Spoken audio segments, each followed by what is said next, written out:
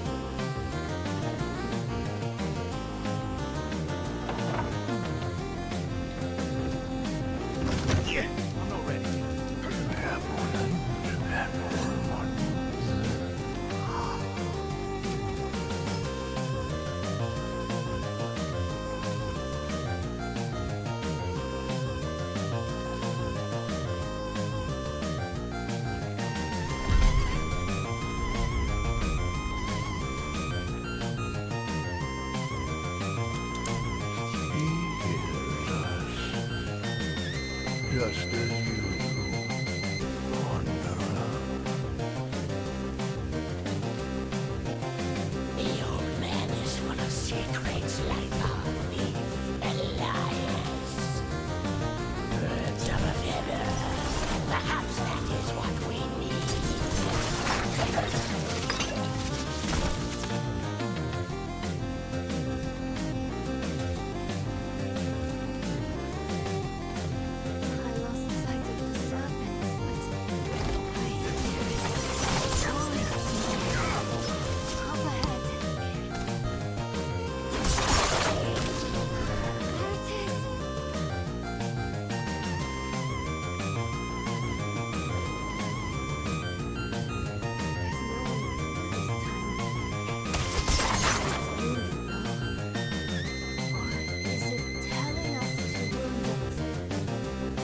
Clever thinking.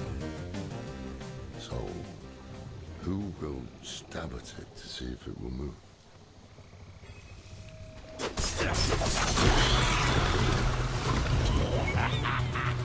Look at that. Look at that. Ruthless. Flippant. How many useless surrendering hang from our bridge? Not enough.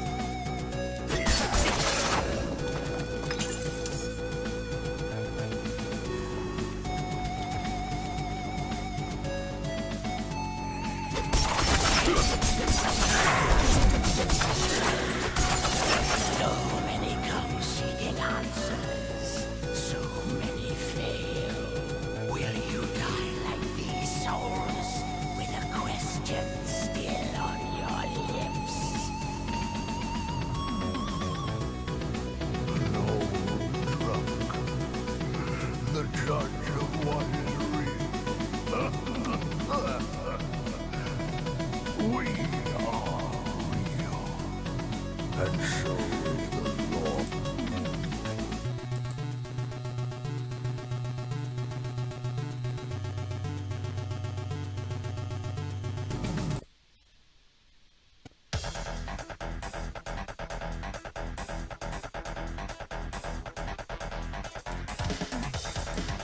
Not yet. They have another purpose first.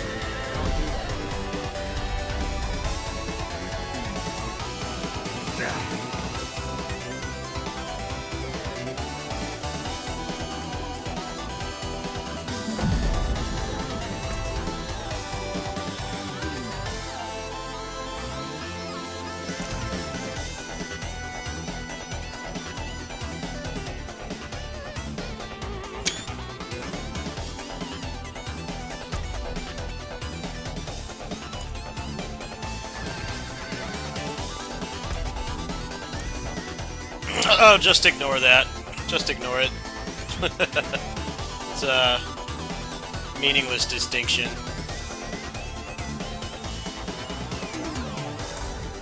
YouTube's a pretty shitty place to stream anyways. It's not like people are gonna watch.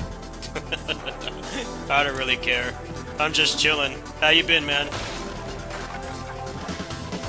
I'm trying to finish this campaign tonight, so I'm just playing some music and just chilling. Kick back.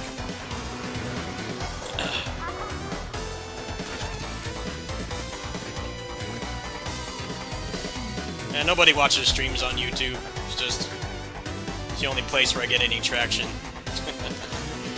Twitch is way worse, so it's whatever. People can watch or they don't. I don't care. Doesn't matter to me.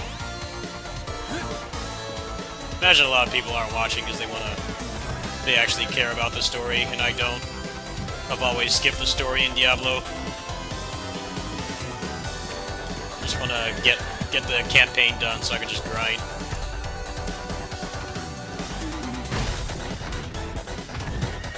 Yeah, I got injured. I got injured about 2 weeks ago.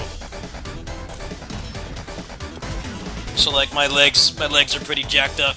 They're pretty sore. My arms are pretty sore too. I am enjoying that game though. It's been pretty fun. Just I'm kind of focused on this right now.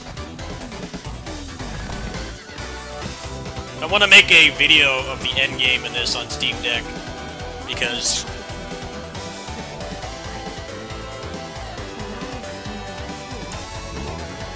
all the people that say it runs fine have not played the end game. They play the game for like 20 minutes and say it works perfectly, which is not a good thing to do. People are falling for it though. I got it running pretty well earlier when I was working at my neighbor's house. But I've probably got like another 2 days before I'm at endgame, so we'll see how well it holds up with a bunch of shit on the screen. It's anyone's guess.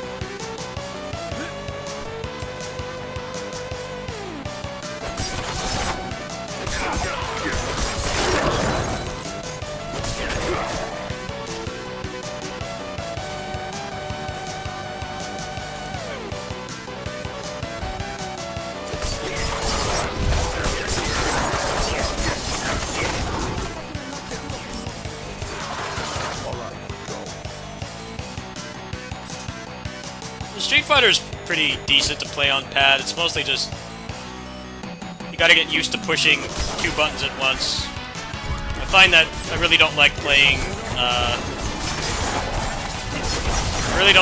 fighting games on pad that require you to constantly push 2 buttons at once. Like wave dashing in Marvel or EX attacks and stuff. I find that I have like a pretty low success rate. I get pissed off.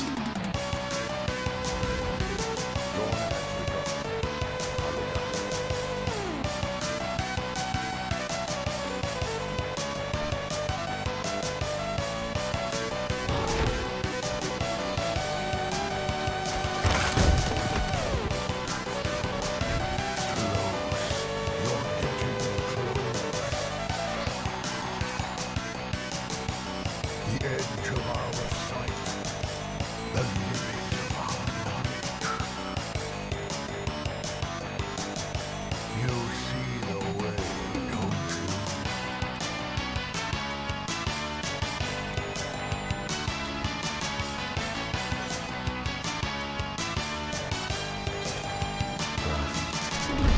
His presence still taints this place.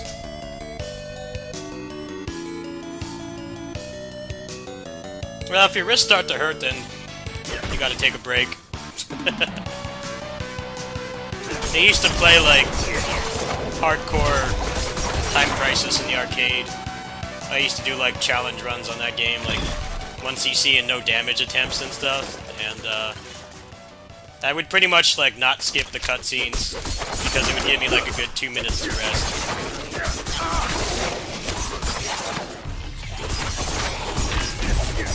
It's the problem with fighting games, you just keep playing, and like, mentally and physically you're just like checked out, but you get hooked on it. I'm kind of past that point in my gaming career though. I played for like an hour a couple days ago, and I'm like, man, I'm just playing worse. My hand is hurting. I'm like, I'm just gonna stop. I'm just gonna stop for the night. Especially because I'm not competing. I don't care about competitive.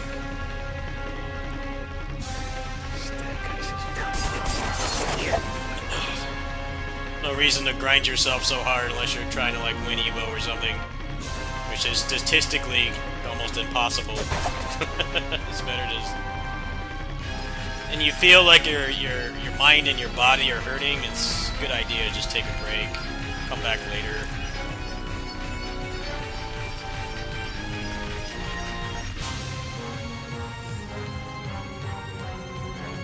Thing about fighting games is if you get hooked, you start to get tilted more, because you don't realize that mentally you just can't play it anymore for the day, or you need to at least take a short break, but eat, take a walk, drink some water, stretch.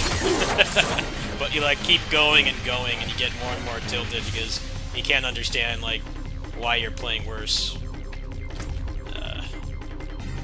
It takes a lot of mental and physical stamina to play fighting games for like really long periods of time. That's why people go to tournaments and they only play like a couple matches, but they feel like they've walked an Olympic mile, because it's, especially in high stakes, it's a lot on your brain, man. It really does. Really does mess with your brain. Especially for the people that rely on the winnings and the sponsorships and shit to live and everything.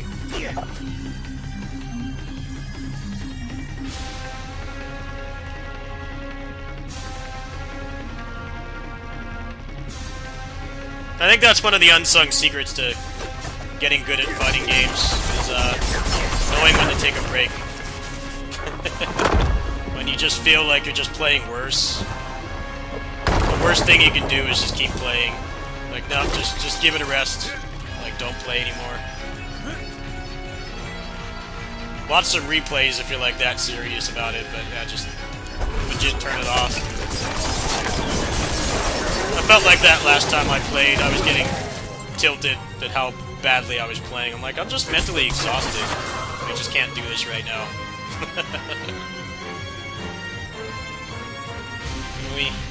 And we work at our real-life jobs and stuff. You don't have the luxury of doing that. But when you're playing something mentally taxing like a video game, it's pretty much always better to just take a break.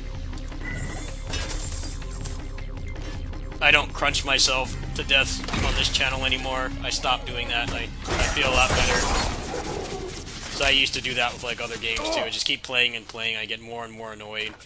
I'm like, I'm not doing that anymore. If I'm starting to get tilted, I just stop.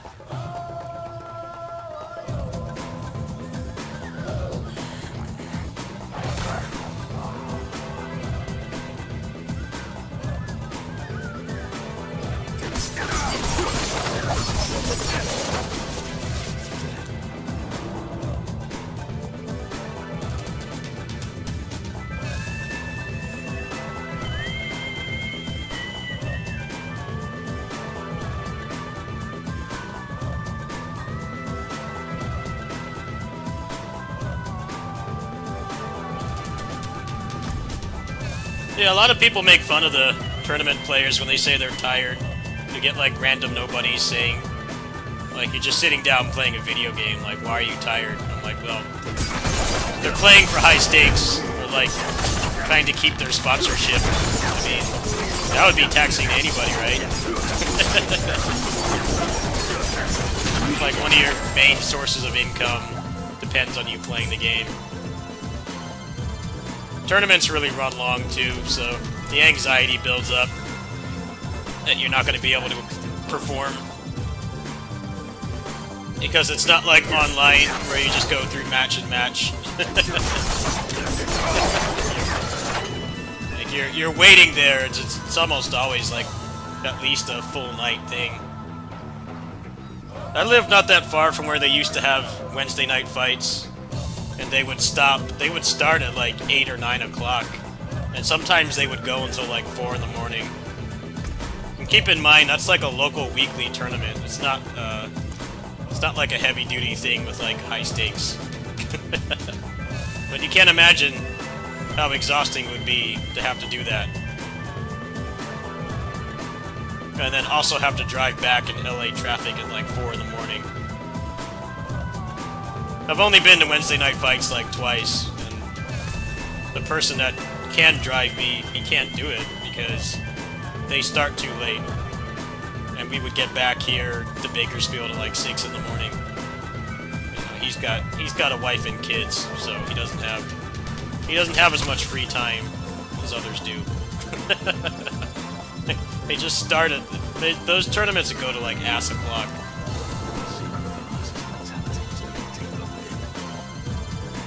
I think a lot of people probably wonder why you like never saw me on those streams when they were still doing that. It's like, that's why.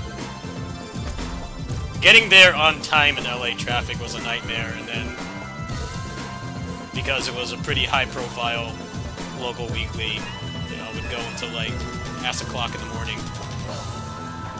Then you got to factor in driving back.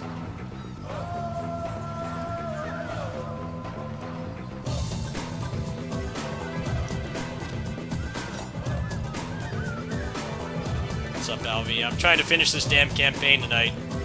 I'm making good progress. I finished like an act and a half today. Let's see, what time is it? It's not even midnight yet. Yeah, maybe I can Probably won't finish it this stream, but next stream. I'll be doing the Summer Game Fest in like 12 hours, so probably finish it then. This is the nicest down here.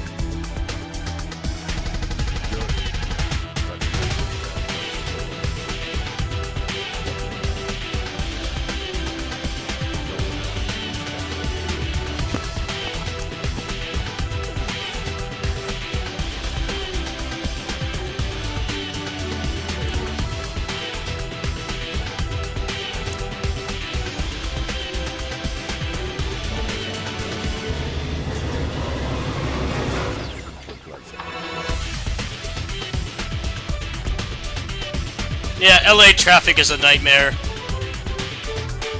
Especially when you need to be somewhere on time. LA traffic is not kind to you. When they were still doing Wednesday night fights, they got a lot of complaints about how late that they would start. Because people who have like normal jobs and shit, they aren't doing like unorthodox stuff like I do with like the running the channel and taking care of my neighbor.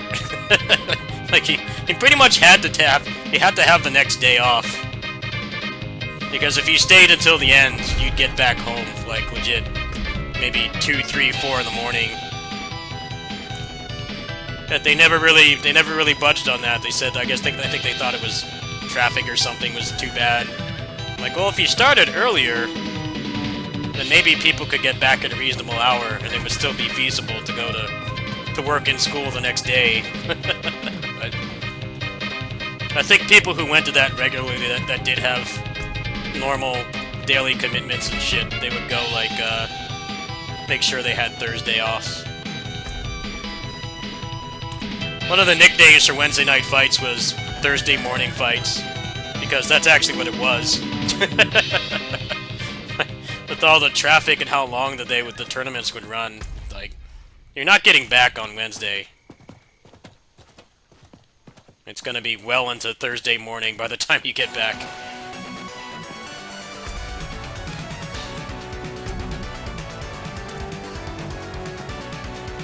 Good track right here.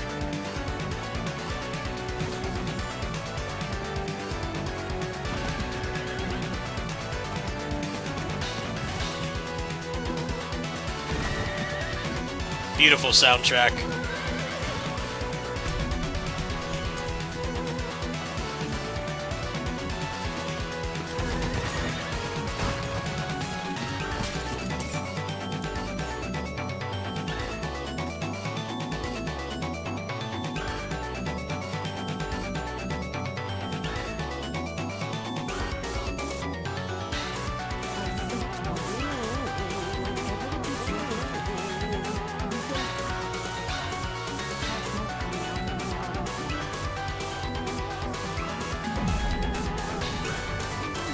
I have a number of favorite foods.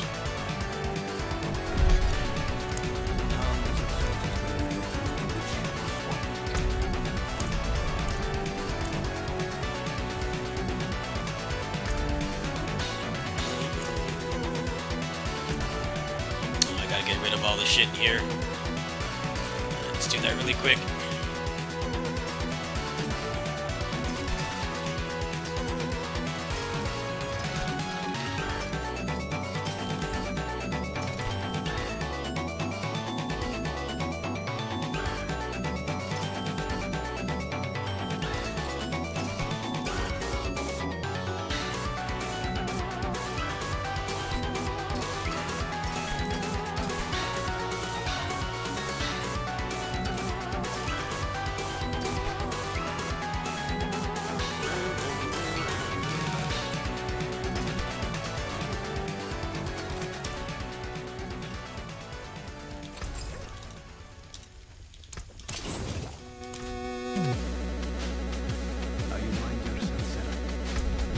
Chicken tenders definitely vary in quality. There's some really good chicken tenders, there's some really bad ones. The ones at the local deli here at Albertsons, they vary from good to decent. I think Raising Cane's is probably the best chicken tenders in town. But because the game center closed, I don't go over there as much as I used to. But that place is good. $20 bill will fill you up like the whole day. They give you a lot of food. You need to load up. I don't think that price could be beaten for the quality of food that you get. The fries are kind of average. Fries aren't like top tier fries, but they're good enough, at least when they're fresh. I don't think they keep very well. That's the thing about fries, though. There are some fries that you can legit have like the next day, but they have to be like the really high quality ones. Like Five Guys fries keep pretty well. In-N-Out and McDonald's fries don't. KFC potato wedges, before they nerfed them and they started doing those fries instead, those would keep really well. I used to just put those in the oven for like dinner when I would get back from school growing up. I don't think the new fries keep very well at all.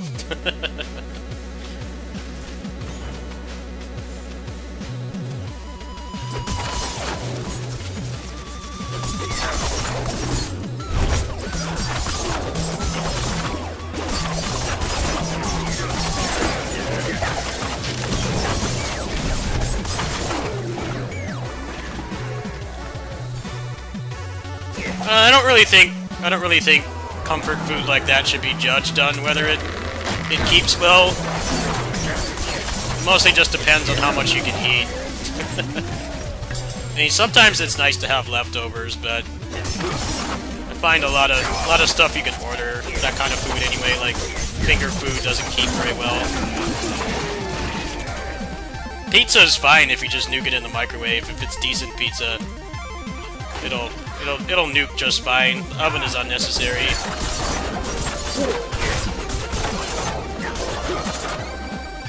But yeah, Raising Cane's does give you a lot of food, so the fact that the fries they already kind of not very good, even when they start to cool down, kind of really hurts it for a lot of people.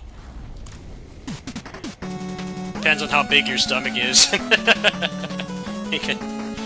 You can churn all that down. The fact that the fries aren't really built to last is okay.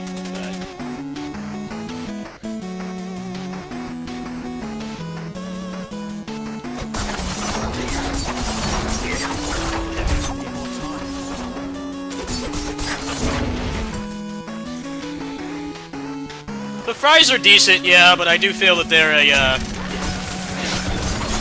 a downgrade from the potato wedges. The potato wedges were pretty top tier. I don't know why they got rid of them. I think out of all the, like, basic chains, you know, the mainstream chains in America, their fries would keep really well, so you could actually justify getting a large just for yourself, and you could eat off it with, like, other non-chicken food, like make a sandwich or something. And you could keep them, but they nerfed themselves. That was a big staple for me growing up.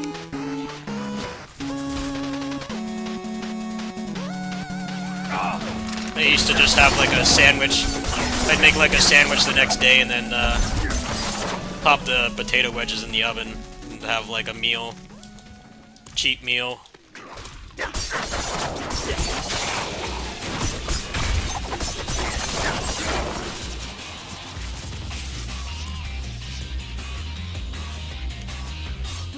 Have a habit of sniffing out other people's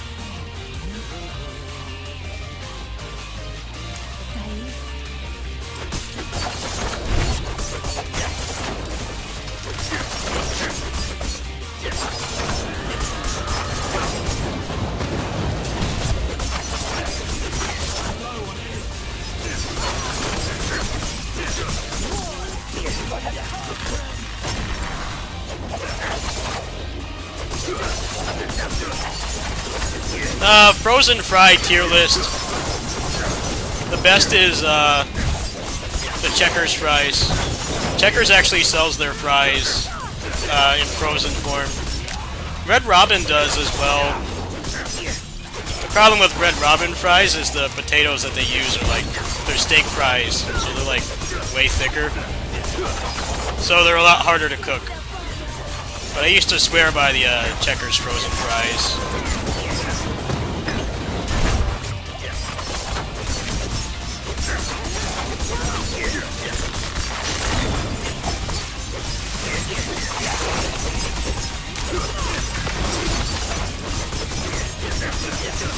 I always find it funny when people don't like In-N-Out fries, because people that don't live here in California, they hype themselves up for In-N-Out so much, and I'm like, I like the In-N-Out fries. There's two problems with them. They don't put any junk in them, so if you're used to other chains, you're not going to like the taste of them. And they don't keep well, because they're very lightly cooked.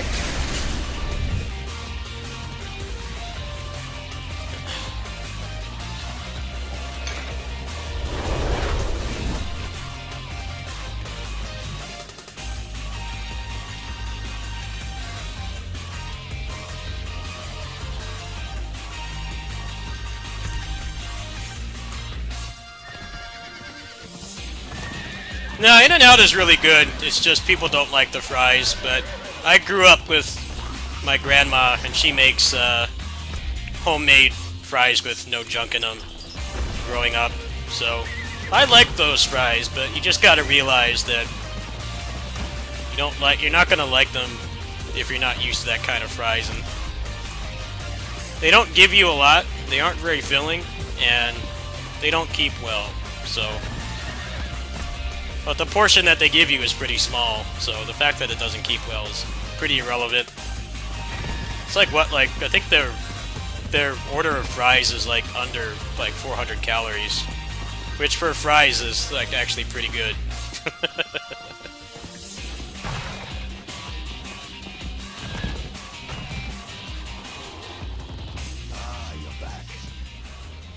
I would say Five Guys for sure. Five Guys is pretty undefeated, in my opinion.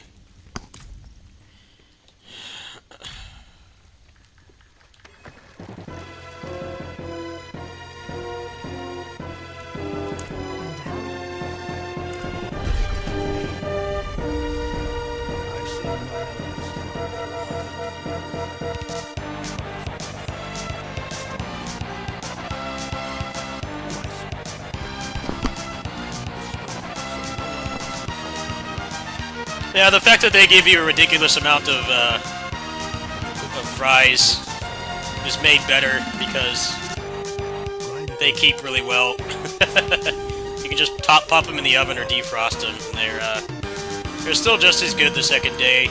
They don't lose their luster.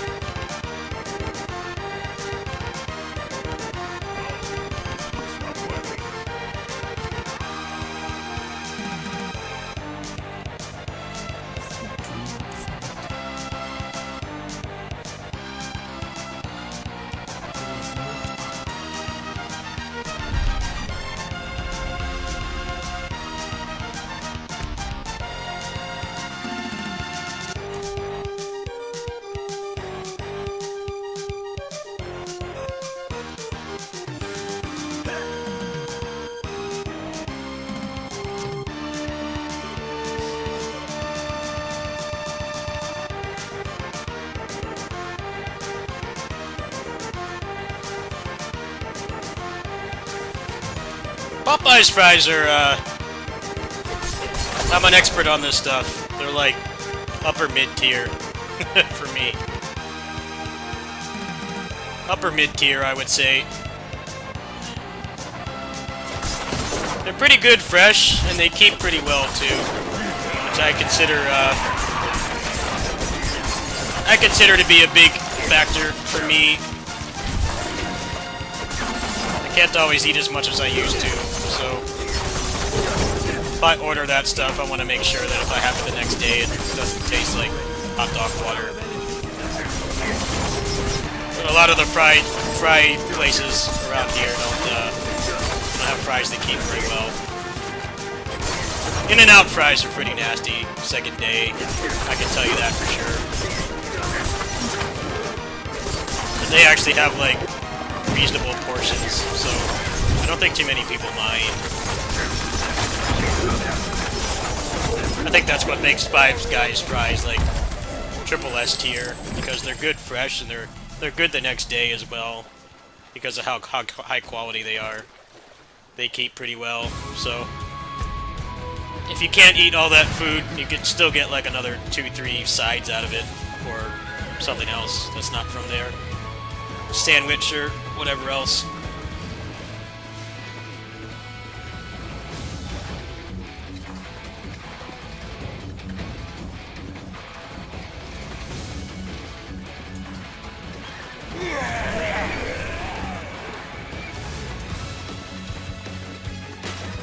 I don't know, I feel like comfort food tier lists are pretty overdone. I think a lot of them don't even rate In-N-Out because they're still in like small portions of America. They're not like widespread. Like you can't make a tier list without In-N-Out. The quality of the food that you get at In-N-Out for the price, even with all the inflation going on, is still pretty much unmatched. But the fries at In-N-Out are definitely an acquired taste, I would say. You either love them or hate them. They're very polarizing. But I feel that because people that don't live in California hype up the place so much, they kind of catfish themselves with the fries. They get so amped up for them. And most people don't like them. But that's what happens when something is mostly stuck in California for many years, 20 plus years, and they're starting to expand, and I always see people say that the fries are trash. Like, they're not trash. They just don't put a lot of junk in them. And they're very lightly and like naturally cooked, so they don't keep very well. But when you're actually sitting at the table, they're very good. Got a good track playing right here. Just really happy they remixed this in DNF Duel. It's like the best thing that game did. They remixed Silver Knight for DFO.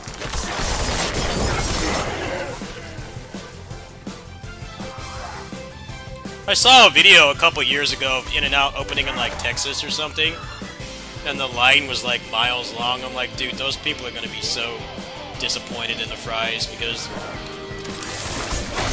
they're not what most people are used to. They don't have a lot of junk in them. They have like no junk in them. Like, how many of them were pissed about the fries? Probably a high percentage. Very high chance. They did not come home happy. But I grew up with fries like that, so when I moved to California, I adjusted.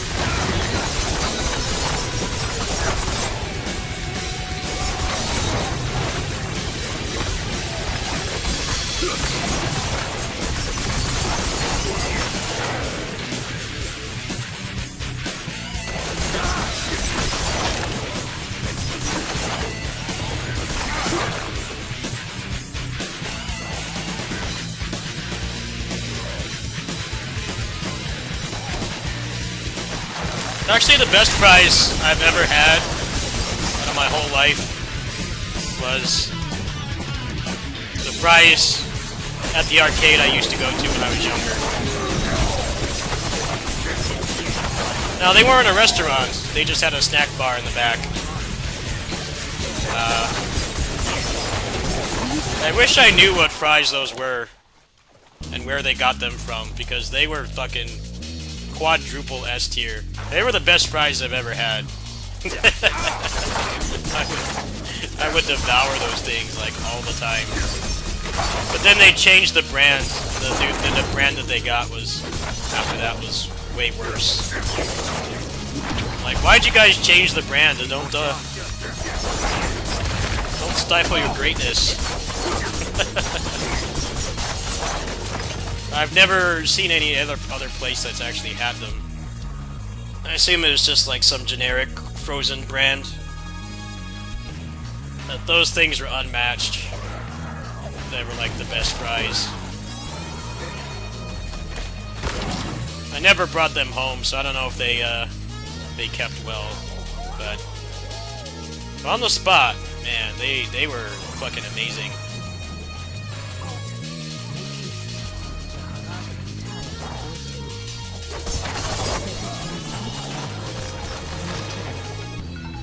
Simply think this is a waste of your time and money. Do you see the blue?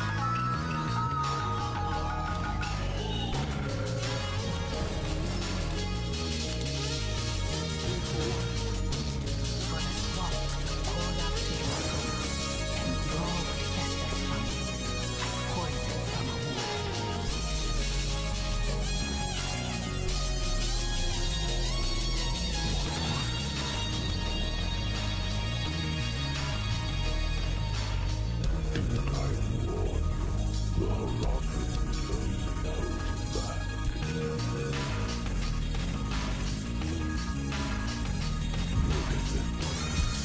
So consumed by their emotions that they forget what really matters.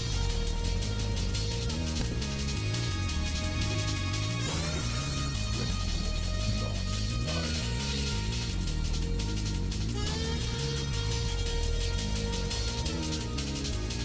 I know why you're so afraid of her.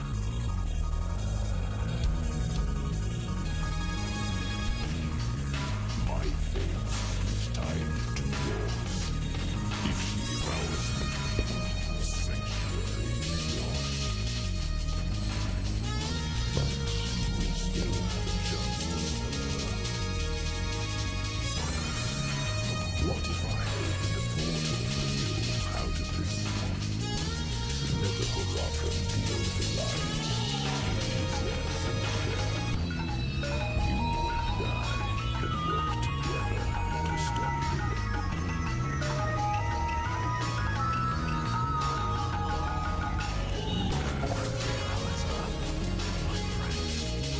Take me back to them. The day of reckoning will come, and more true friends will be. Now, take the portal back to your allies.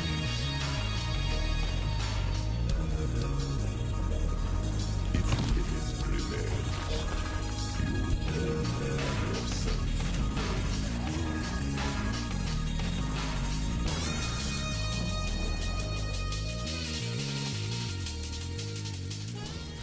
I don't know. Let us begin. Mix the quicksilver.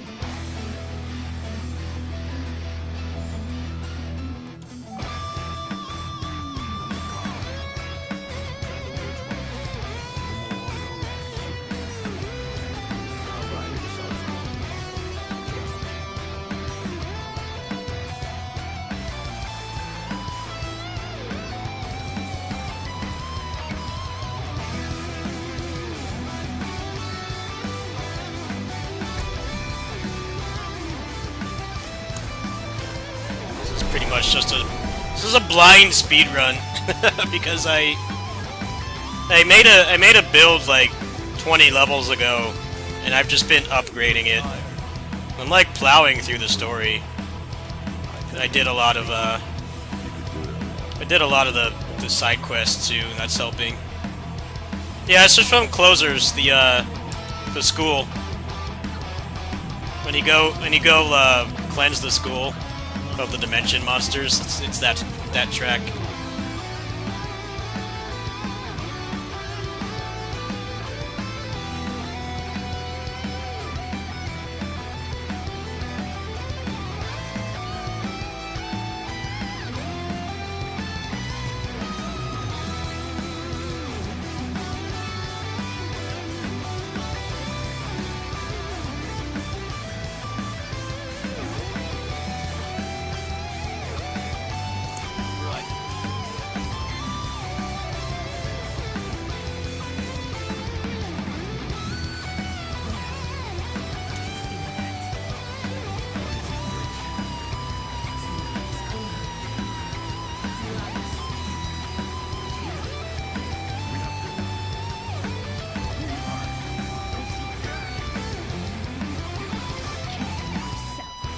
Closers was kind of hard for me to justify keep playing because it's like no one playing it.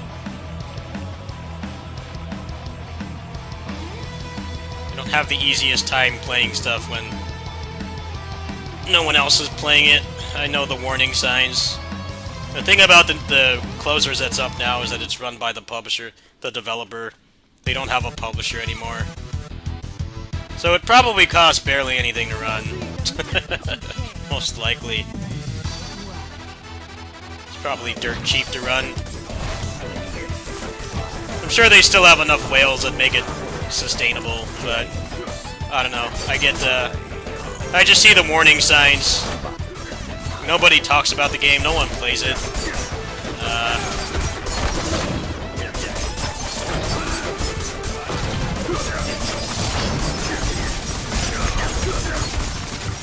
Plus, there's the private server. That's the other thing about Closers. The private server is up, and they have, like, I think, better stuff sometimes. They update faster, for one.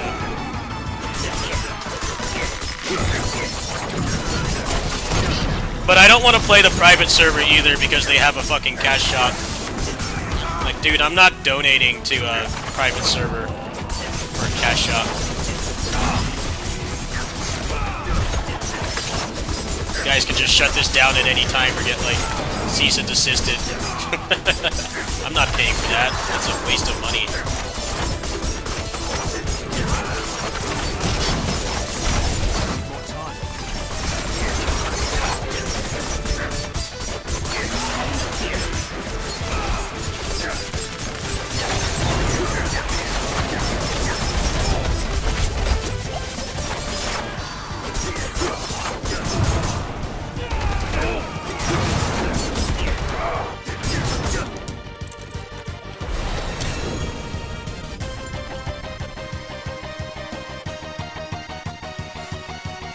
Well, you know, if you don't like what I'm playing, you don't have to watch. You don't have to watch.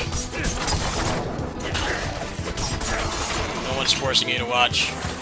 I'm allowed to play popular games sometimes, alright? Alright? Permitted to play popular games sometimes. This channel is like 95% shit no one cares about.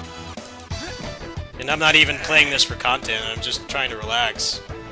But yeah, if you don't like it, you don't have to watch. Nothing wrong with not liking it, but don't complain about what I'm playing. That's a pretty common rule in most channels.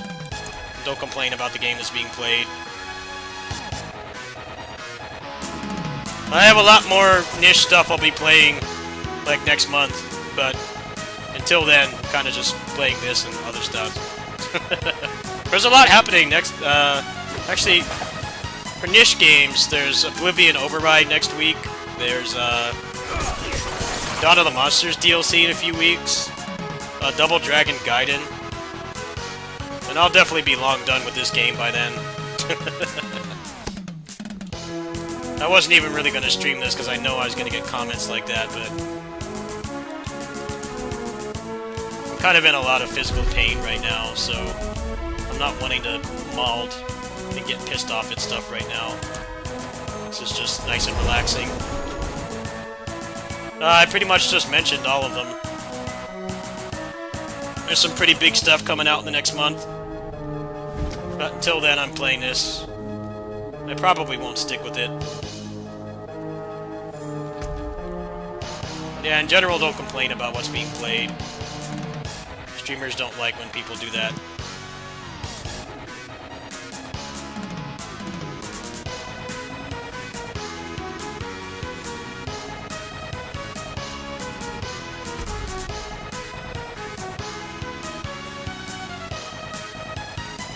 Okay, where is this guy?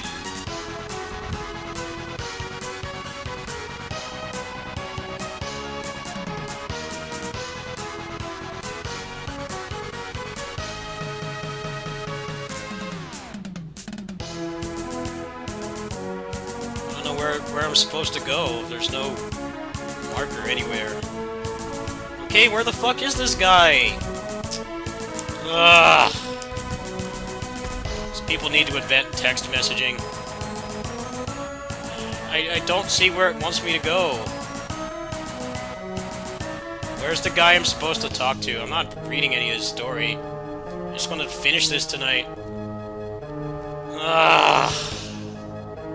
Hate having to track down these NPCs. I'm so glad you could just skip the story. I hate doing campaigns. I just want to just grind and have, like, no cutscenes. Okay, where is this guy? He's not here. There's no guy to talk to. What does it want?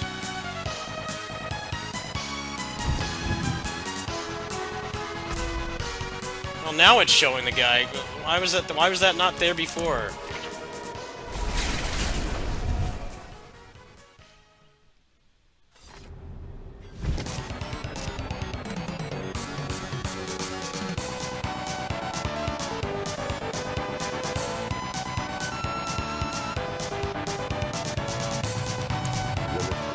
Strange thing.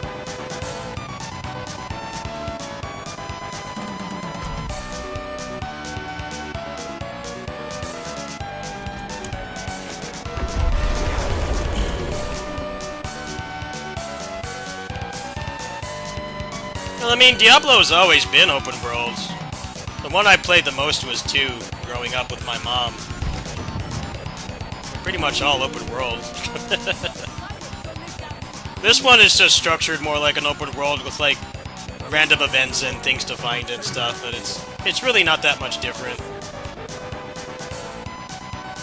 It's pretty similar. More often than not, going to Caldina.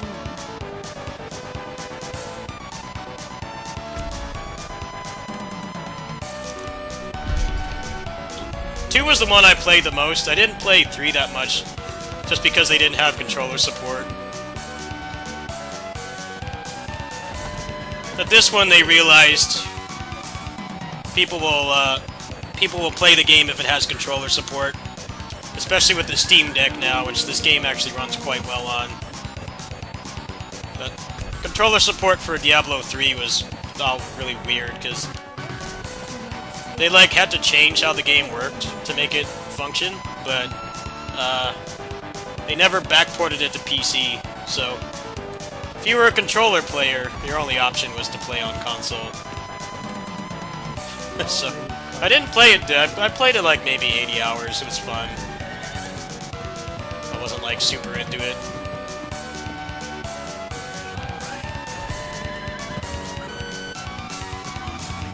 We just couldn't recover from all the boneheaded decisions they made, like the real money auction house and all the other stuff.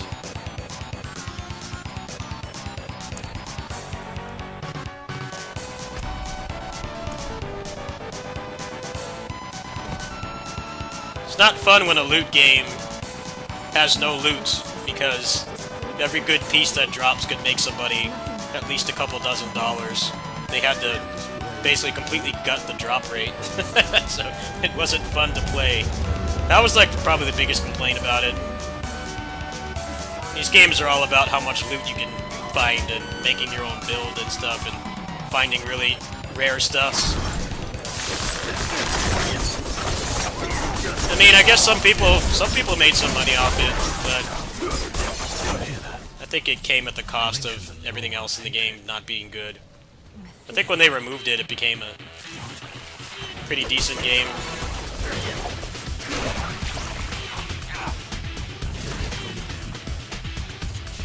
It's basically just greed without thinking about how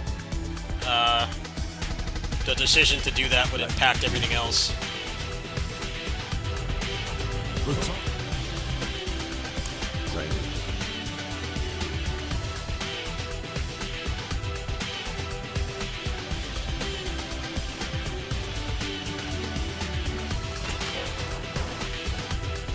People are complaining about the cosmetics in this, the cash shop. I'm like, well, can they even really sell gear in this game? I don't think that they can. There's too many variables that people would want. I don't think people would really buy gear anyway. We'll see what happens, though. They definitely could fuck it up. I mean, they did with Avengers. Avengers, the whole thing was saying that the only thing that was going to be cash was the cosmetics, and that ended up being a bold-faced lie. They started selling experience boosters and stuff. And then they nerfed the experience that you got to basically try to encourage you to buy the boosters. So they lied in the worst way possible. But I think with the way these games are structured, I don't think they can really do that with this game. If you bought loot, you would have to customize like every aspect of it. If it was just a generic piece that you couldn't customize, I don't think many people would even really buy it.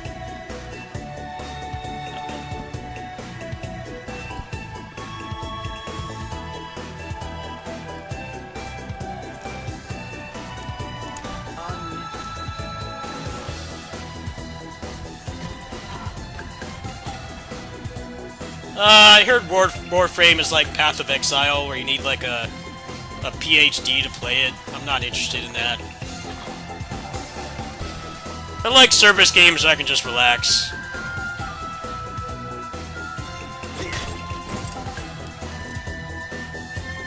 I'm not a fan of the games where you need like 5 monitors and a PhD.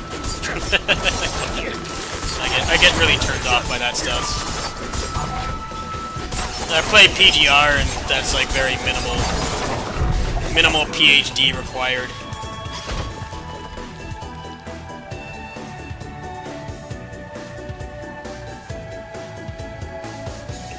Really gonna give me a forced walking section. Feel that? The ground shook.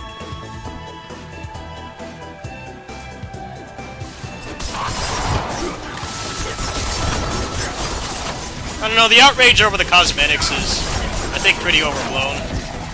I definitely understand the fear that it'll ruin the game, but I really don't think they're going to repeat the mistakes of Diablo 3.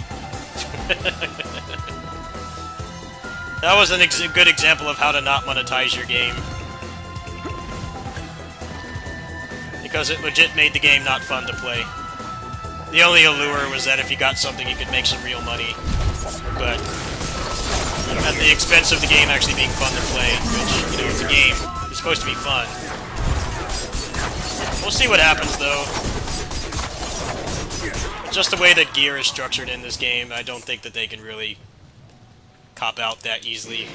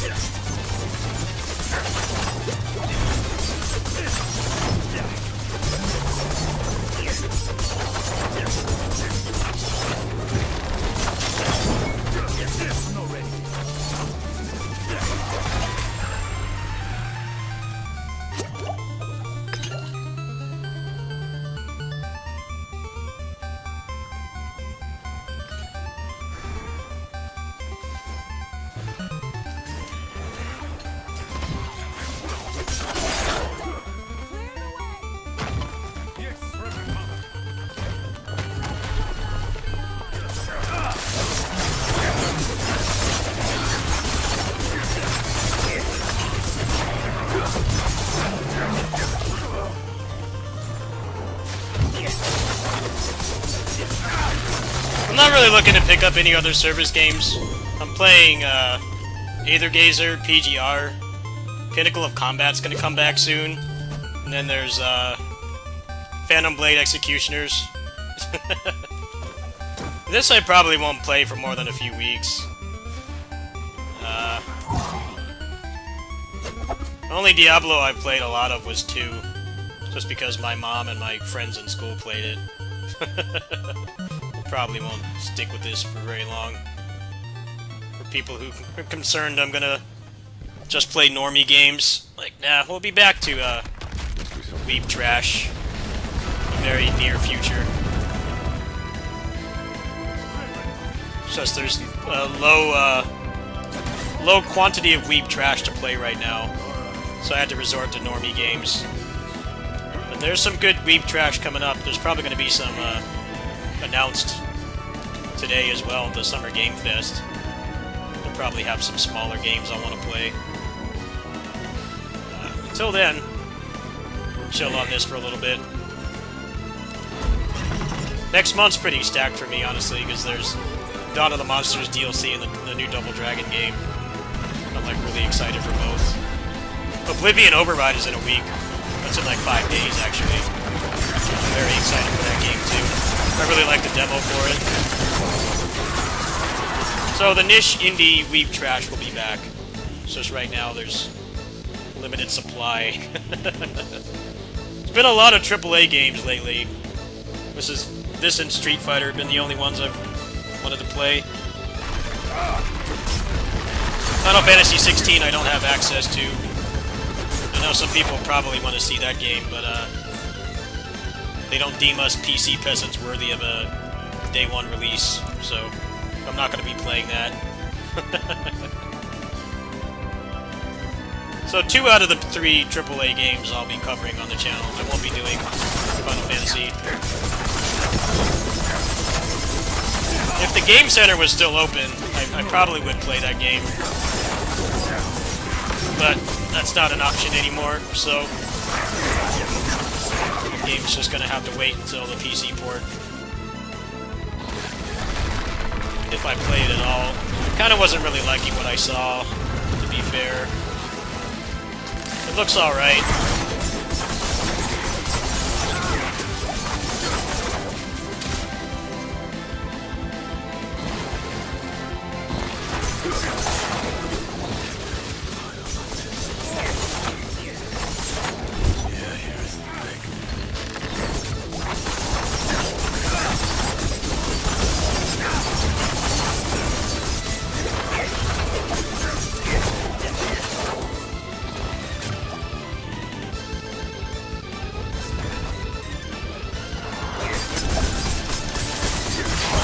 It just bothers me how the boss fights just look like Arise. It looks like better Arise.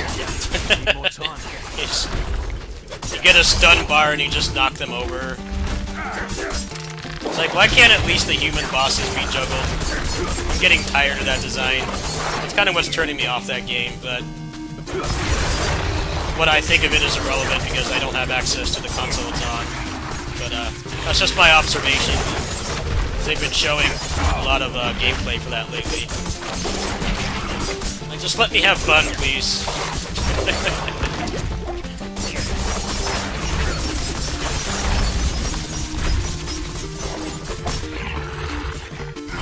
It's alright, a boss can stagger and still be challenging, okay? Like,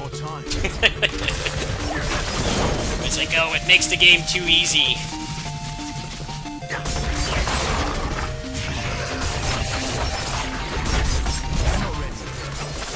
You haven't seen a normal person play those kind of combo-heavy games like this.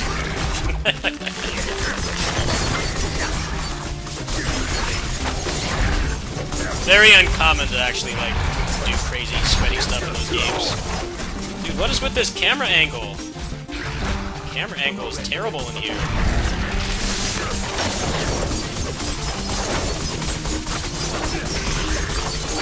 Damn, I shredded his health bar.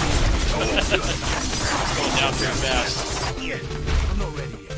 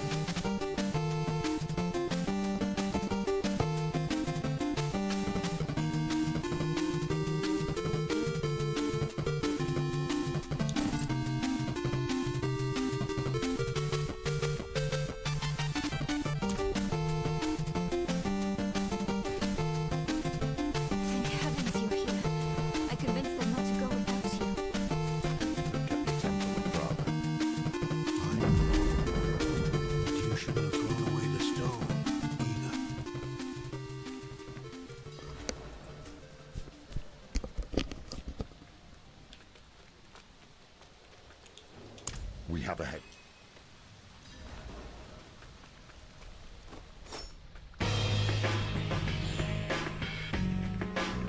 You've been hounding me about this and that non-stop. Can you drop it, please? It's not about how it's I just wonder how long it's going to take for the FF16 PC port. I know it's like at least 6 months timed exclusive, but they kind of implied they weren't even working on a PC port. I don't know if that's just Sony strong-arming them to not even mention it when they know that everybody wants it. But I hope it's a good port, because there's been a lot of garbage ports this year for games I did want to play, and that's part of why I'm playing this, because this game just fucking works. This game turns on and works. I've had 0 issues at all, besides just server stuff, which is to be expected when a popular game is released that's online only. You can't just expect it to work. But technically, it works fine. And there's other stuff I would play that's less popular, but they have shit PC ports, so I kind of forced my hand here. I wanted to play Wo Long crap port, Wild Hearts crap port. It's refreshing to just play something that works, even if it's not something that people particularly want to watch. It's been a pretty crappy year for PC gaming. This game just fucking works. And I appreciate that more this year, for sure. I've seen some people running unorthodox builds. There was one that I was looking at, but I gotta beat the game first. I don't know, I'm not done with the game yet, dude. You gotta wait. Looks like I'm getting pretty close to the end here, but I am trying to make one video for this that will probably get some traction, because a lot of the videos for this on the Steam Deck are clickbait, because they play the game for like an hour and they say that it works fine. I don't know how well it works when you get to the end game. There's like way more enemies on screen, so that's kind of what I'm doing right now. I am working on a video. It's just not one that probably most of you will be interested in. It's for a very specific audience, people that have a Steam Deck. Because before I decided to buy this game, I couldn't really find any videos on whether the game ran well, and all of them were just people running around in the intro zone with no monsters. I'm like, alright, that doesn't prove anything. It proves the game is playable. Like, how is it gonna fare in endgame activities? You know, would you want to play like a hardcore character on the Steam Deck, or is the game gonna like stutter and drop frames and make you waste 80 hours of your life?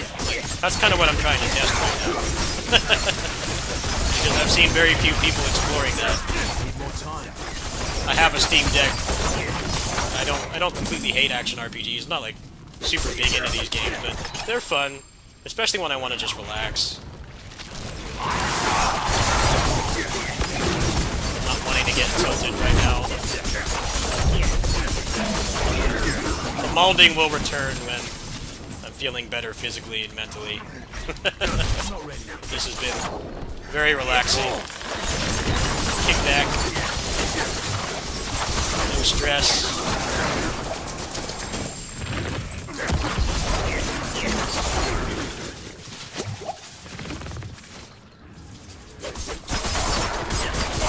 Oh, the music stopped. I gotta fix that.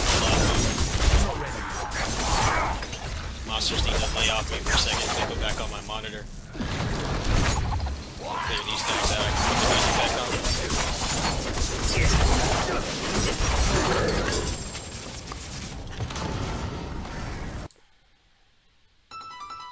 There we go.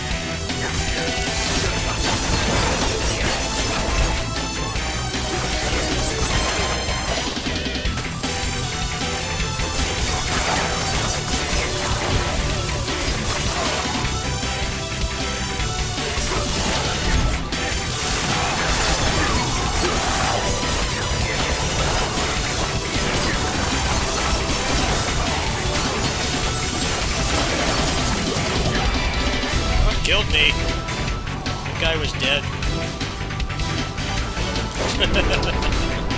No stress.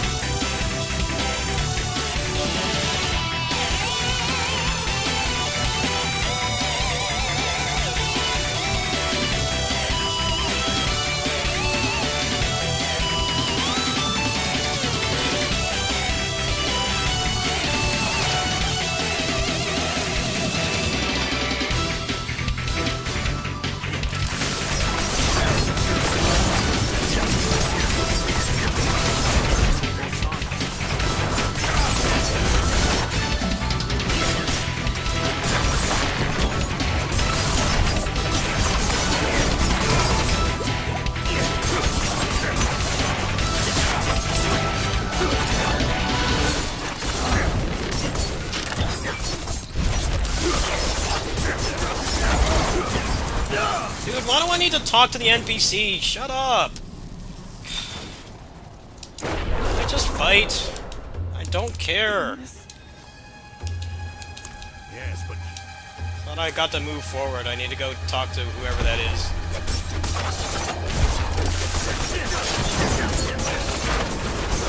Very happy for this story's ending. Campaigns are legit the worst part of games like this. DFO, closers, all of them.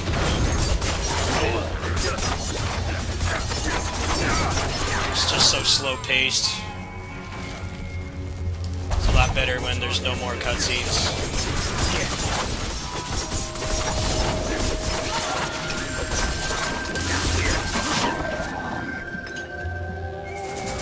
I don't want to escort these guys. They don't do anything.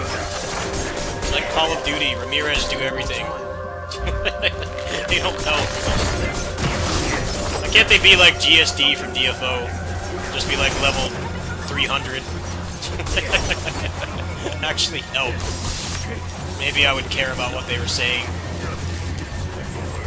Make yourselves useful. Otherwise your cutscenes are gonna get skipped.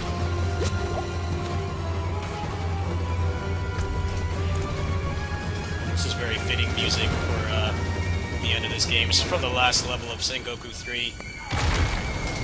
Just pretty much just this, but Japanese hell. Bunch of demons and shit.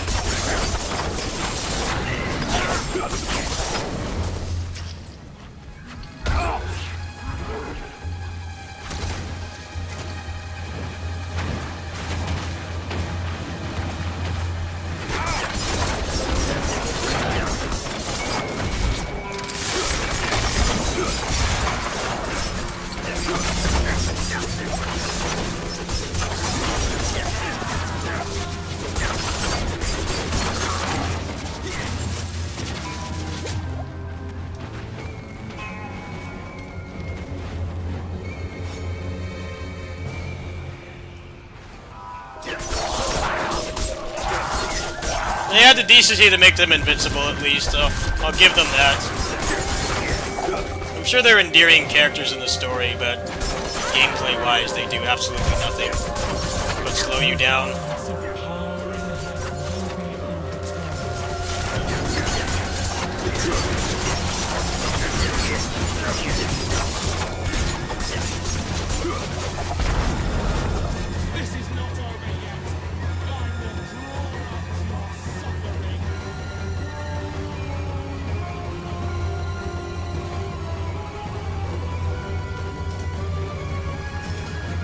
It was all about number 28, putting the bubble down.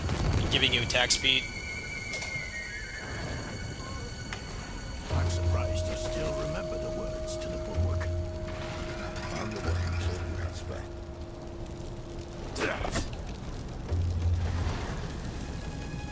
Tani sottai le kittos. Tani sottai le kittos.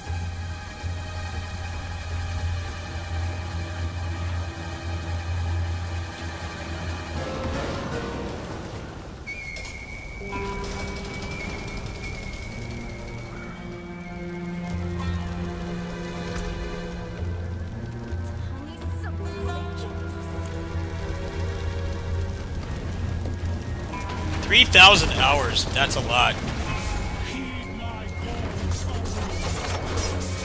That game needs a PC port. I couldn't take the frame rate. Frame rate was awful. I wanted to keep playing that game, but the frame rate was making me feel nauseous. I had to stop. I don't know why they won't port that game.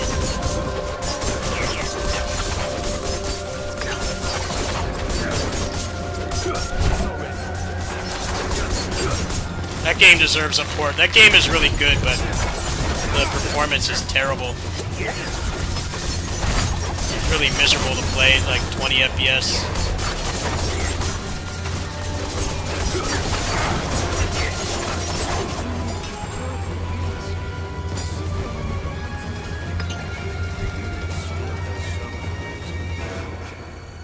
Not for long.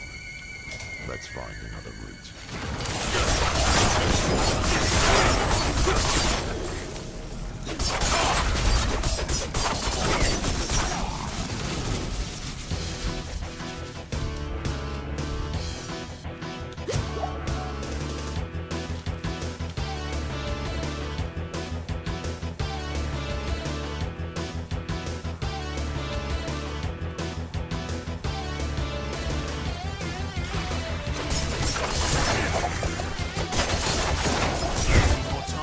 There's no bugs, it just runs like crap, dude.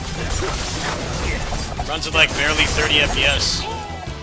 I hated the frame rate. Why couldn't they make that run better? At least like port it to PS5.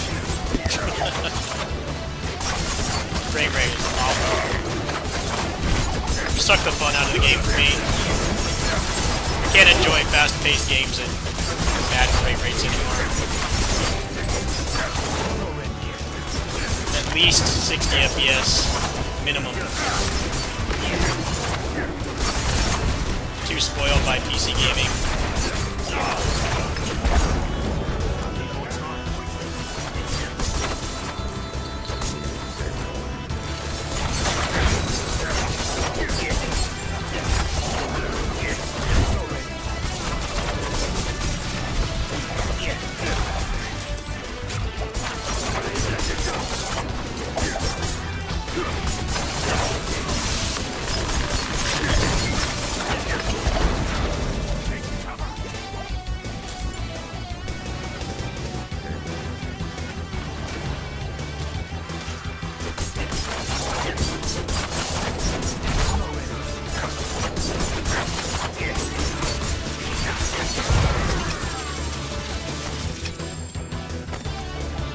God damn it, this shit's full. Why do they, like, never give you any space in these games? It's the worst thing. Just give me unlimited space. Why can't this be like Godfall? Just give me unlimited space so I never have to do this. It's the worst fucking thing, man. Your servers can't handle more than, like, letting me carry 12 items. Like, come on. Seriously. Especially a long set piece like this where I can't go back to town.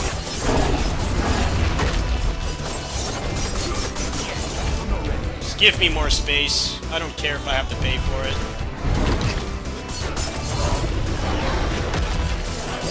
That was Godfall's biggest achievements, was just... No, you just have infinite space.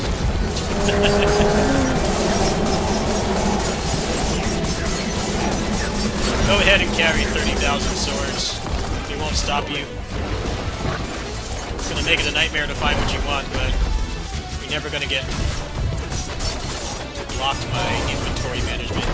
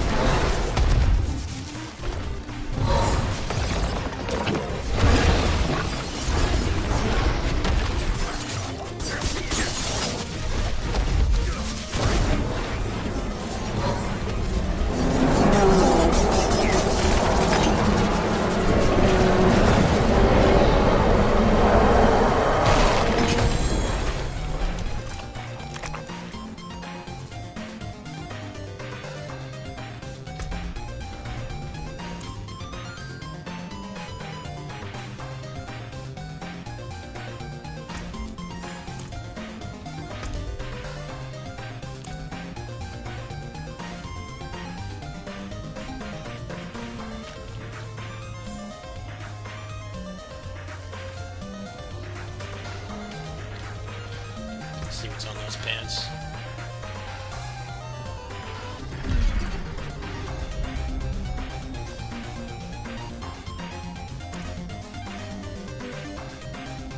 Dude, why do I need to talk to these people? Just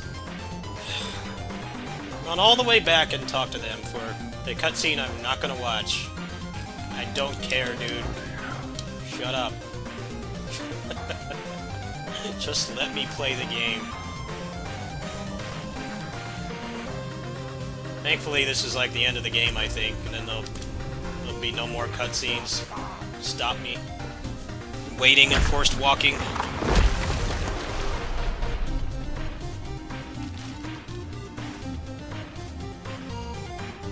sign of Lilith or Darius?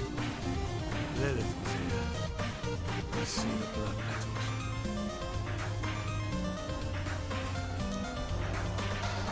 What's happened?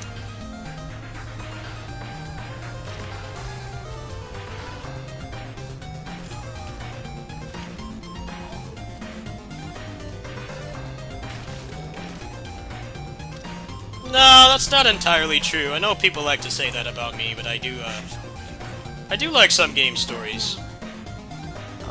There are some game stories I've really related to, but stuff like this I just don't care. Anything online I just will not watch any cutscenes.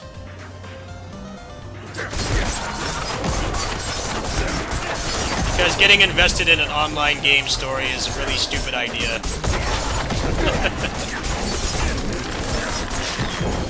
There's a very low chance it will ever be finished.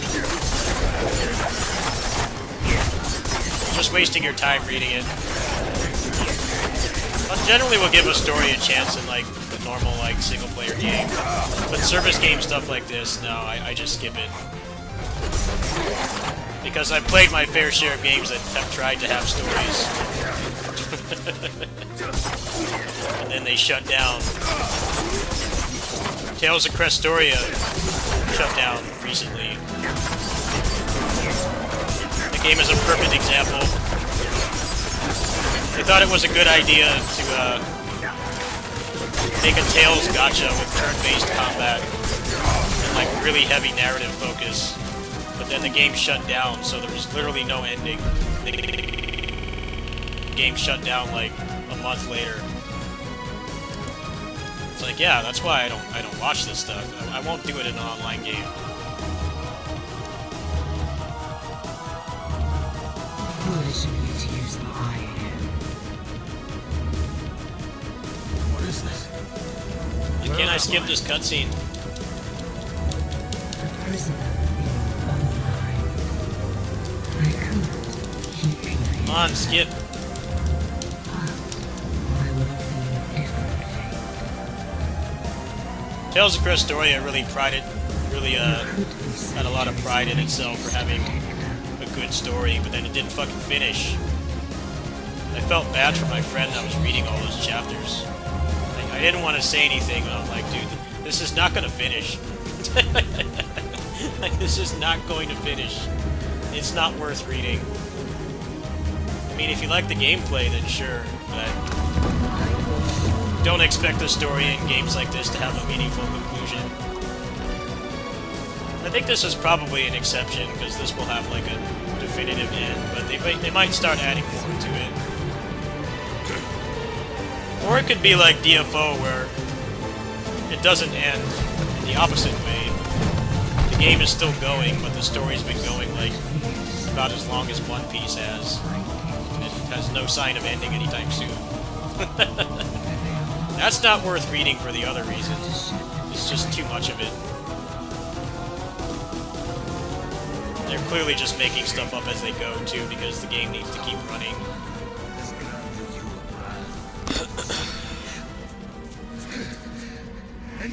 They can't, like, really end the story. The only online game that actually ended the story and still kept running was PSO2.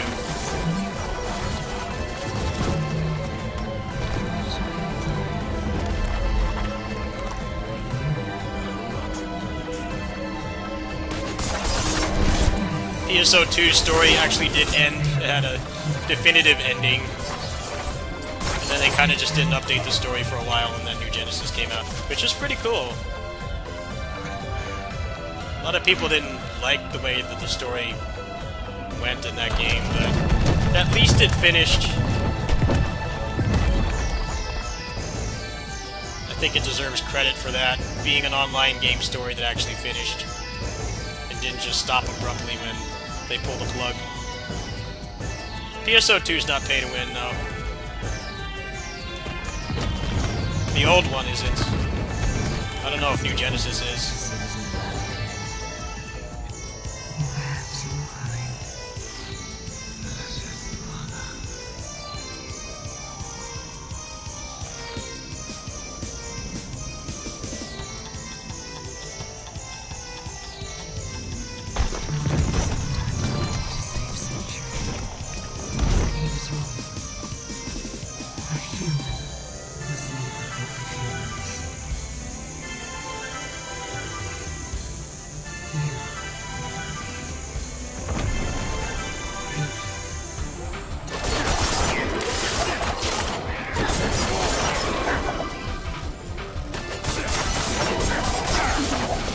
Didn't they release their Ultra Evolution update today, which is just Minecraft? Minecraft in PSO2. They won't fix the combat. They'll add Animal Crossing.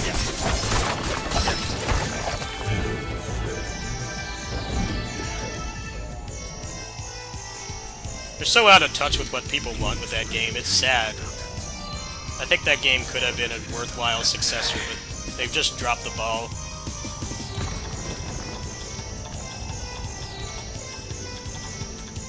I feel like the drip feed of vanilla PSO2 has just gotten worse with New Genesis. Because the combat isn't good, that's the problem.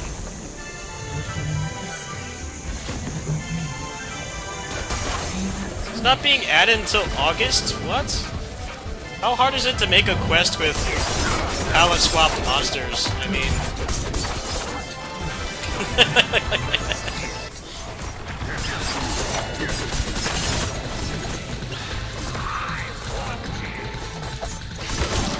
I don't think it's that hard to just make a quest with palette swap monsters that have, like, flowers on their head or something. Why does that take 2 months?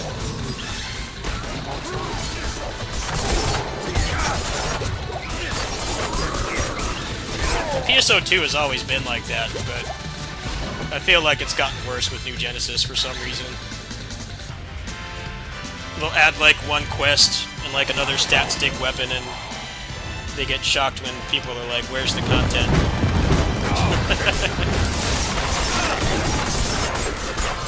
And the combat is way worse than the original game, so even when they do add stuff, it's like not as impactful.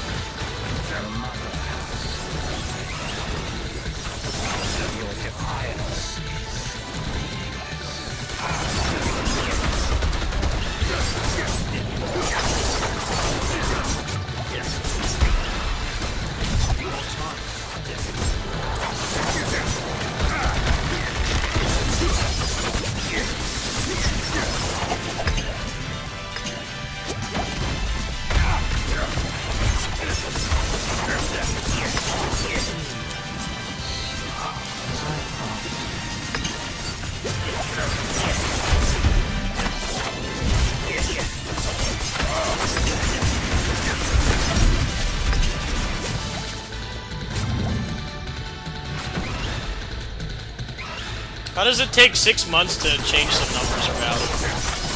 I know that gamers, like, don't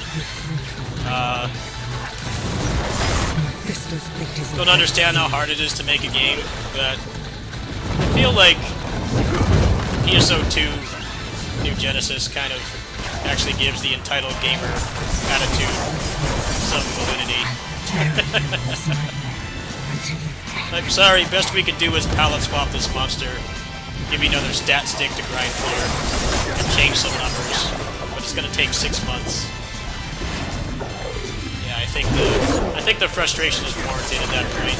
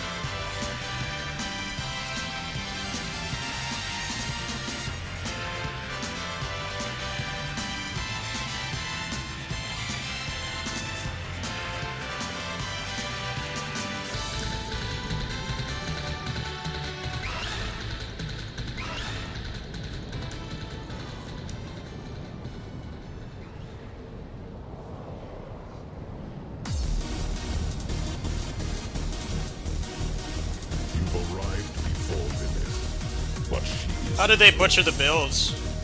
I mean, there aren't even any builds in that game, are they? There's just... the weapons are just stat sticks.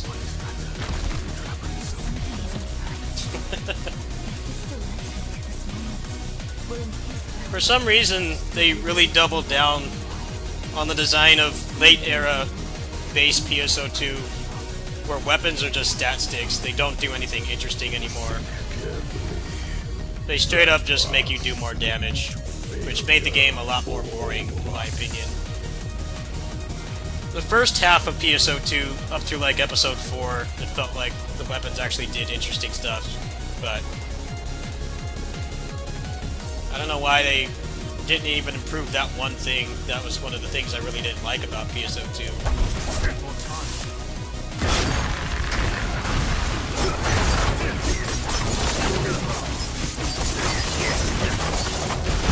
I think the builds were a lot more interesting in like episode 3, because the gear actually did something besides just making you 10% more damage.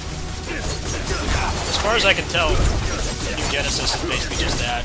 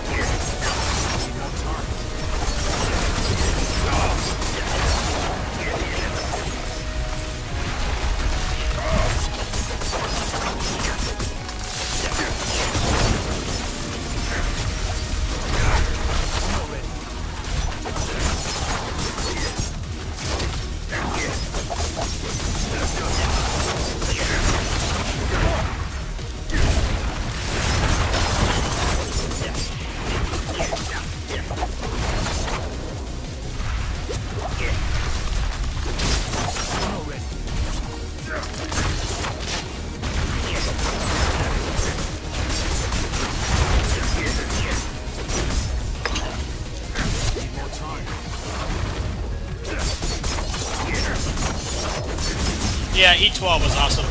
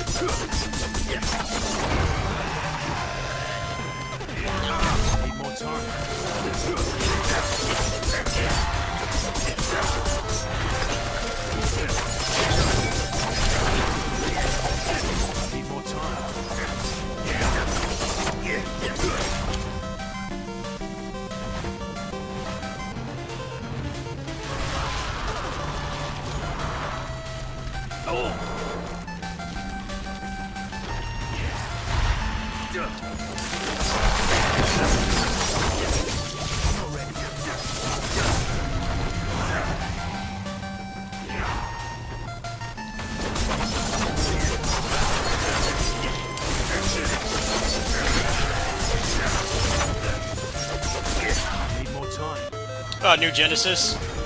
Yeah, pretty much.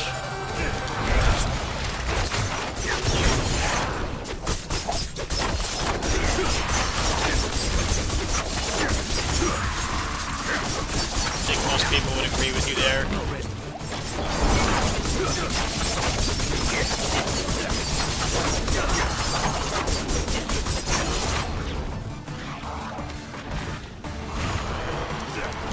Need more time.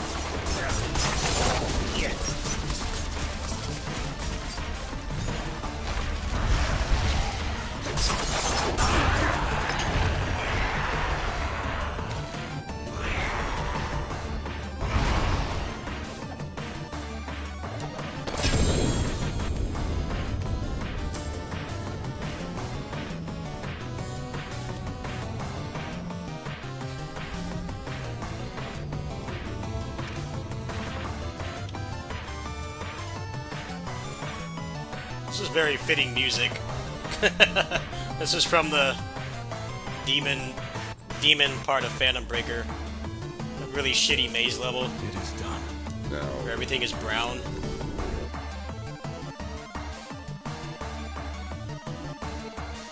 The worst part of that game. It's good. It's a good track.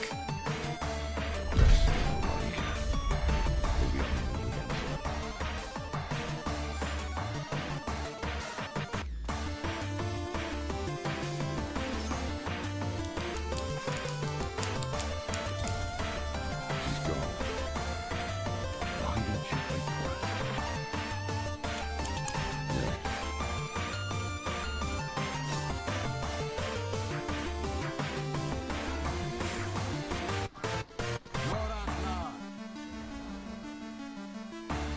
Will this never end? Okay, am I done with the story or what? Yosef, I'll talk to these people, skip their conversations. Step aside. Come on, am I done or what? I just want to unlock the end game tonight. Shut up. I don't care. Oh, that's kind. But Of course, you can't skip this.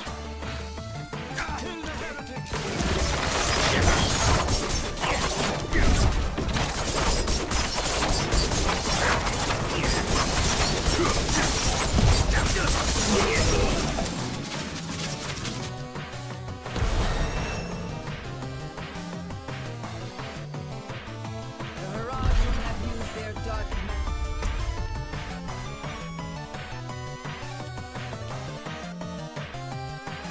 How is there still more? I killed the boss. Come on, just end. How much more? The boss died. Just give me the post game already. I don't care about this chick or whatever the hell happened to her. I so don't care. At least I have a chance to get rid of all this junk. Keep talking.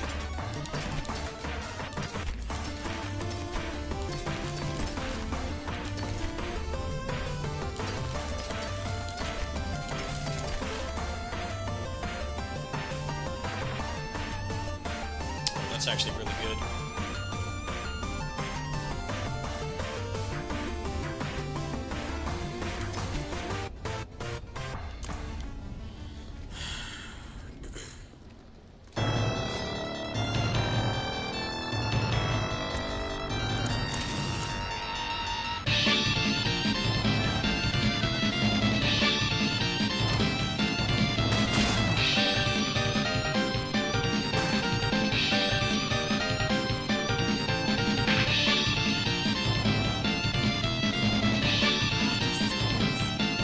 This is what I saw in the reflections. To eclipse. I can save you from this moment.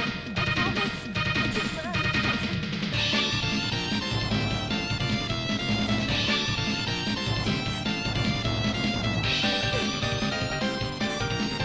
You're going to leave me, aren't you?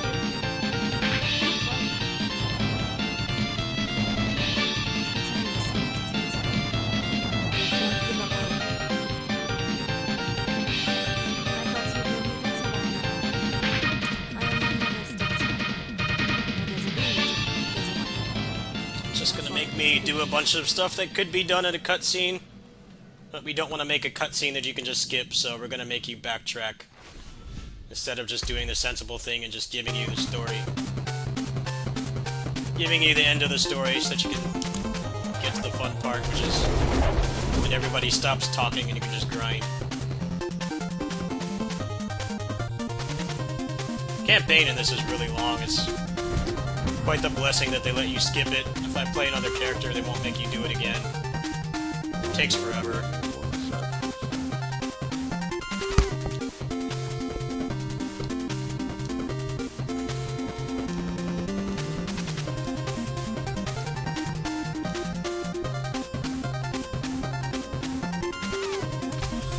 There we go.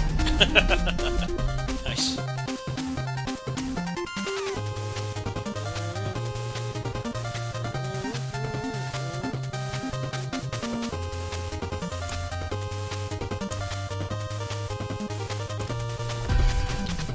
There we go, I did it. Game clear. I wish Game clear. Well, I actually finished what I set out to do today, which is pretty satisfying.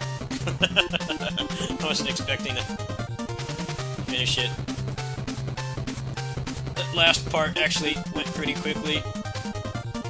Alright, so I gotta follow this guide here, finish up the build.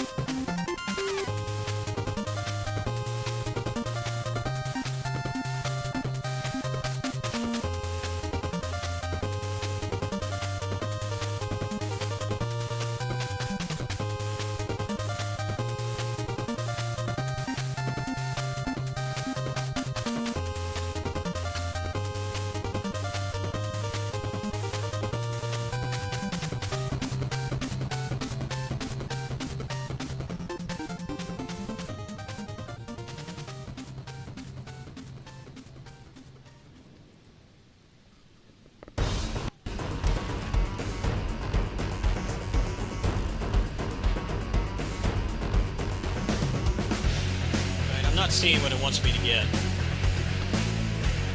I don't like the design in here. It's really hard to tell.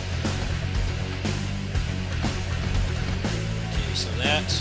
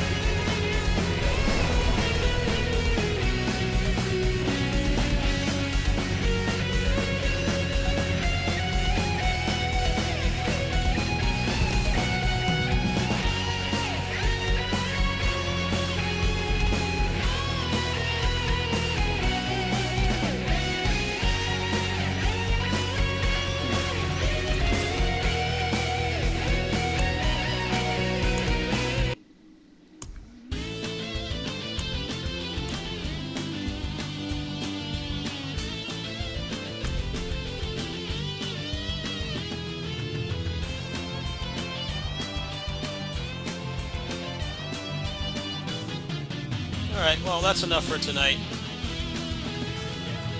That was a pretty good blind speed run, I'd say. I stuck to the build and I just upgraded it for like hours. I went through it pretty smoothly.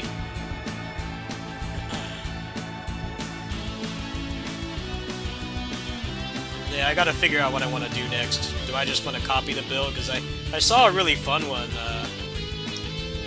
yesterday. Looks like more up my alley, just like pure melee. But yeah, that's Diablo 4. I'm definitely not done with it yet. I'll definitely get the Paragon at least. I think that's gonna do it for tonight. At least for this. I've had my fill.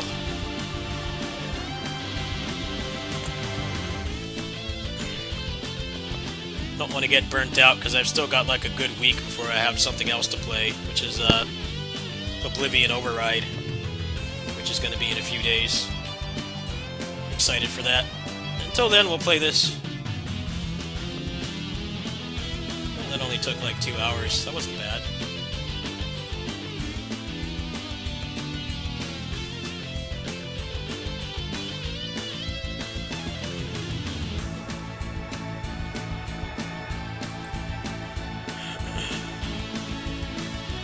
Now the real game starts, because there's no more story.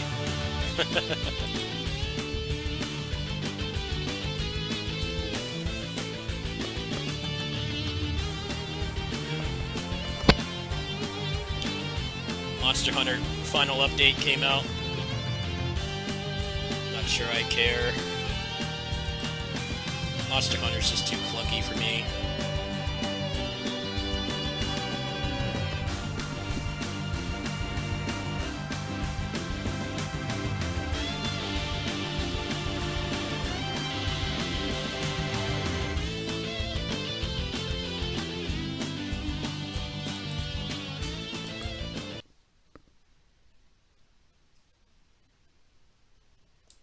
I think I'm just done for tonight. I got like barely any sleep last night. And then I did the Guerrilla Collective stream this morning. And I gotta be up and presentable and have some food for the Summer Games Fest at noon. So I think I'm just gonna call it there actually. Normally I would go longer, but nah, I'm feeling I should probably rest my old bones here. I gotta take my meds. It usually takes me like a good hour to go to sleep, so I'm already looking at like a 3 a.m. bedtime. We're gonna call it there for tonight. I will see you guys at the Summer Games Fest. And I'll probably order some lunch, or I might go get something and then I'll watch that, and I'll play Diablo on the side. But yeah, I'm running on very little sleep. I felt very exhausted earlier, and I'm still healing from my legs being sore from all the walking I was doing and then falling over. So yeah, I should listen to my body and take a rest. But yeah, I'll see you guys. I'll probably be on a little bit before they start. I'll probably start with like Diablo and maybe some PGR or emulators or something, and then we'll go into that. And I'm gonna stream whatever I'm playing on the side, because these game advertisement streams are usually pretty fucking boring. They'll focus like really long on like the most boring looking games, and then they'll be like every 10 minutes there's something that's actually interesting. So that's the plan for tomorrow. Probably like a good 30% of the screen is going to be a little advertisement for whatever I'm playing on my main monitor. So I might play Tales. I might do more Diablo. I think I'm actually pretty close to being able to make that Steam Deck video, actually, because I am at the end game now. So that was kind of the main reason why I was doing this. I was streaming it. I wasn't really going to stream myself playing the game, but it was really bothering me how all the big channels that do Steam Deck stuff, they're saying the game runs perfectly, and they're all like level 1 in like the first hour of the game. I want to put the game to its limits on the Steam Deck. Like, how does it run in the end game, where there's like way more enemy density and effects going off? So, to that end, I accomplished my goal tonight, which was to beat the campaign, so we'll probably do the finishing touches on that, and then, yeah, probably just play random shit until the next stuff comes out. Good night.